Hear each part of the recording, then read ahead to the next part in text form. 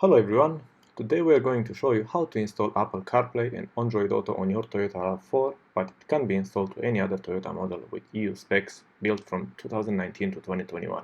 This is a great way to enhance your driving experience, so let's just dive in. What do you need?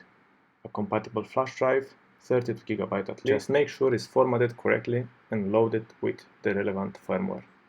Now, let's start the engine. We want to make sure that we have proper power during the update process. Inside your car, locate the USB port. It's usually in the center console or near the infotainment system.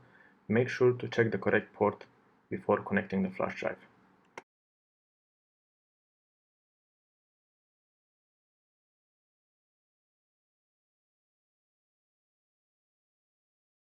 Once connected, the flash drive will be automatically recognized. Then let's navigate through the infotainment menu to find the software update section. But before we proceed, make sure that you verify the current version installed in your own car. Alright, now with the USB plugged in, pressing software update, we actually get a pop-up, new software was found.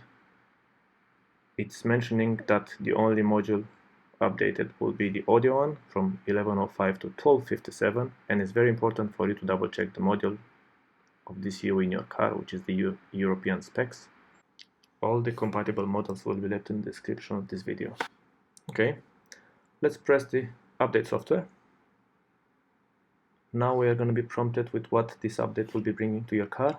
We'll be modifying the audio module and update it with Apple CarPlay compatibility, AndroidAuto, and some bug fixes to the audio module itself. Go forward. This is a disclaimer that most likely you'll be losing the contacts already stored in your car, Bluetooth devices registered and so on.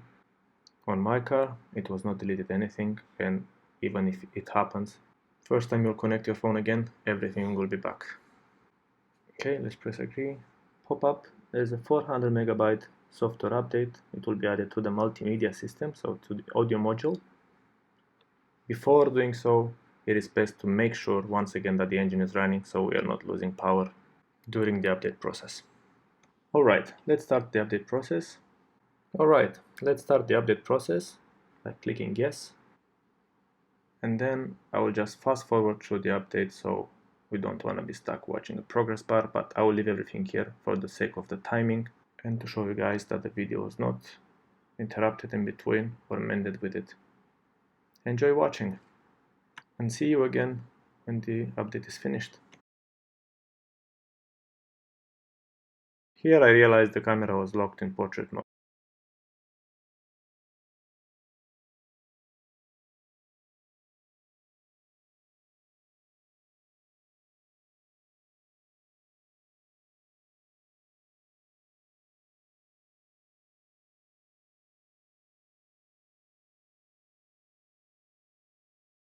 Here we are, 7 minutes after, almost to the end.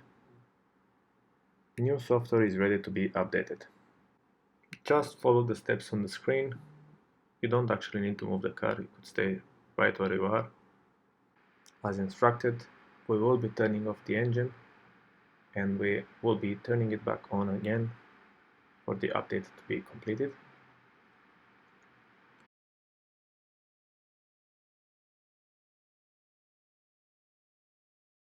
With the engine turned back on, follow the guidelines.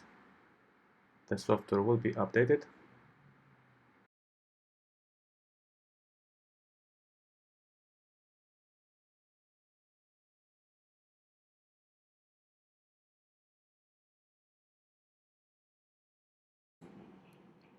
Right, the infotainment unit is rebooting. Same as before, Toyota logo. And basically we get the same disclaimer as every single time we are starting the car. Let's wait for it to initialize and run straight to the multimedia functions and see the result. Press continue. Okay, my phone was connected automatically, so Bluetooth connection was not lost. Let's go to the phone. You could see now that the contacts are being resynced, that's automatically. At this time, I haven't actually removed the USB yet, so the phone was not connected by wire. And let's find our updates. At the first glimpse, everything looks pretty much the same. If you go to software version, software information, you'll find out that is now an open source installed for your audio module, and that's specific for the Denso Fujitsu or the Panasonic version, of course. The same exact one which was installed on the US specs vehicles, which had already the CarPlay and the AndroidAuto installed from factory.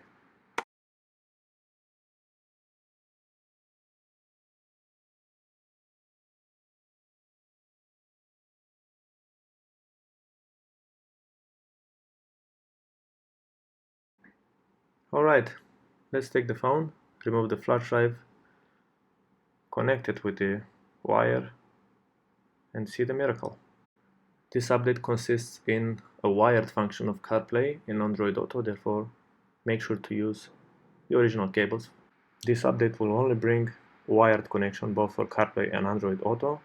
There are some dongles which you can get and make this conversion to wireless, but since the phone will be discharging while in use, I'm just happy with the wired connection.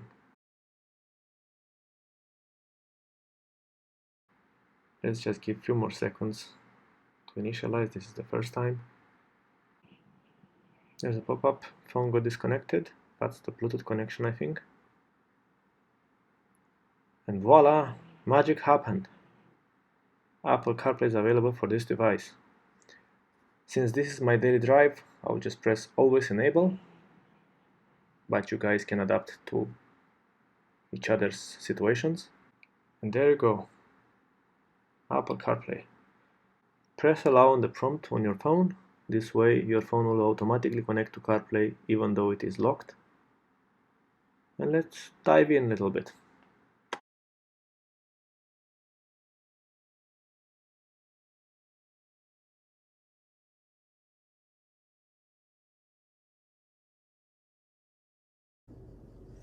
Alright, let's start from the beginning. Take your phone, plug it in with the cable, give it a few seconds, CarPlay logo, and boom, everything is in the car now. Press the CarPlay logo and it will always open on the last applications you used. I'm absolutely sure that everyone knows how Apple CarPlay is working, so I'm not gonna do a walkthrough, but it's important for you to know that it's working. Unfortunately, I do not have today an Android phone with me, but I've tested it off camera and everything works just as smooth. I will just scroll through some functionalities. We have our Google Maps. We have our Waze, of course. Have Apple Music. Everything works. And as well, it can be controlled from the steering wheel buttons, as you can see. Siri is working as well. Hi Siri. Hello, Costello. How can I help? Even from the steering wheel, if you can press the voice activating. Hi there. Hi, Costello. How can I help? This works as well. To get back, of course, just press on the Toyota icon. And we're back to the main functions of the car. Before we wrap up this video, of course, I will be showing you how to create a flash drive step by step. Stay tuned. To start, head over to the link in the description below to download the firmware for this particular Toyota model. Make sure as well to look for the models listed below as being compatible, for which you can find it yourself on your car's infotainment system going through the software model. Once the download is complete, extract the firmware files to a simple folder on your computer, as you can see. Then we will follow on the flash drive. As you could see, mine is a 64 GB. I didn't have a 32 GB one, and for that reason I couldn't actually format it with Windows, but you can see that is a FAT32 format file. I did that using a Mac computer, as Windows is not allowing it. It's only NTFS and exFAT. So I used a Mac computer to format that 64 gigabyte flash drive to a FAT32 format. This will ensure compatibility with the car's system, which is FAT32. After that, select all the files, and you can simply just drag and drop them into the freshly formatted USB disk. So once again, on the freshly formatted drive, just drag and drop the files from your disk to the freshly formatted USB. I'm not going to leave all the process here, but as soon as the copy is done, there you have it. Your flash drive is ready now for the update to your car. Just a quick reminder, while I'm here to guide you and show you how to create this setup, this update will be at your own risk. Always follow the manufacturer guidelines, and if your car is still on warranty, perhaps it's best to speak with a professional before you do it. If you're wondering if your specific model or infotainment unit are compatible, check the description below. I will leave a list with all the infotainment models for which this software update should work. And there you have it. You have successfully upgraded your Toyota's infotainment system with Apple CarPlay and AndroidAuto. Now we can enjoy a seamless and connected driving experience like never before. Remember, if you have any questions or need assistance, feel free to drop a comment below. I will be here to help. Don't forget to give that thumbs up if you found this video helpful, and if you haven't already, make sure that you subscribe to the channel, and this means a lot. Thanks everyone for watching, and until next time, drive safe and stay connected.